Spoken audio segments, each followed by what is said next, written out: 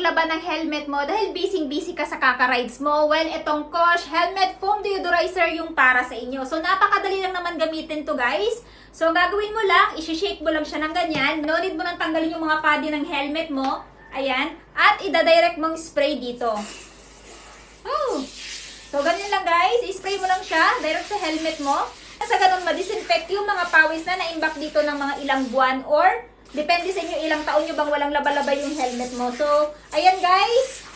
So, i-stay mo lang siya dyan ng mga ilang minutes. For example, kahit mga 5 minutes, ayan, 7 minutes, stay mo lang siya dyan para ma-disinfect lahat ng mga bakterya na naiwan dito dahil sa pawis at alikabok na pumapasok dito sa helmet ninyo. So, i-make sure nyo lang na bawat padding ay may i-sprayhan ninyo para nang sa ganon, malinis lahat. So, pag wala na yung foam guys, pwede mo nang punasan na malinis na towel. Tapos na nga natin linisan yung ating helmet guys at kita nyo naman bumalik yung dati niyang kulay, na-restore yung kulay niya at the same time bumango pa. So kung naghahanap kayo ng magandang panglinis or pang-disinfect sa helmet ninyo, I highly recommend this Kosh Helmet Foam Deodorizer. So kung gusto nyo ding itry ito guys sa mga helmet nyo, pwede siya sa full face at half face helmet, pwede din siya sa loob ng sasakyan. So ilalagay ko na lamang yung link dito dyan guys sa yellow basket.